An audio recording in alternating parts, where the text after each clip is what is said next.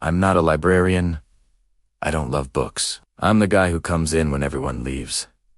The one who empties the trash, mops the floors, and tries not to think about how big and empty the building feels at 2:00 a.m.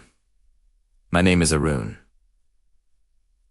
I've been the night cleaner at Merrow Street Public Library for almost 3 years. The library is huge 4 floors of shelves and reading rooms, plus a basement nobody uses anymore. During the day, it's full of kids and students and old people snoring over newspapers. At night, it's another world. When the last librarian leaves, they kill most of the lights. Only a few dim emergency strips stay on in the hallways. Those green desk lamps on the big wooden tables glow like little islands in a dark sea.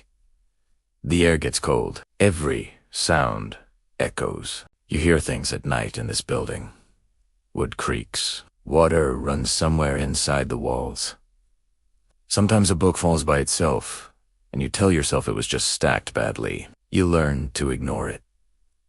You have to, but there's one thing you can't ignore: whispering.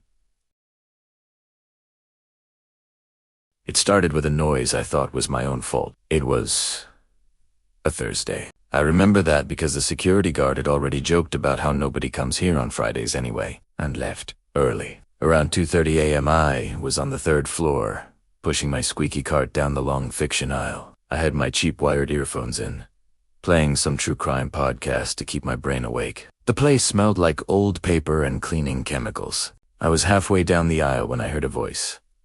Very soft, very close. And then the door closed, and I realized I was never going home. I paused the podcast, thinking maybe it was part of the show.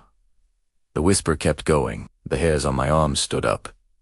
The library was empty.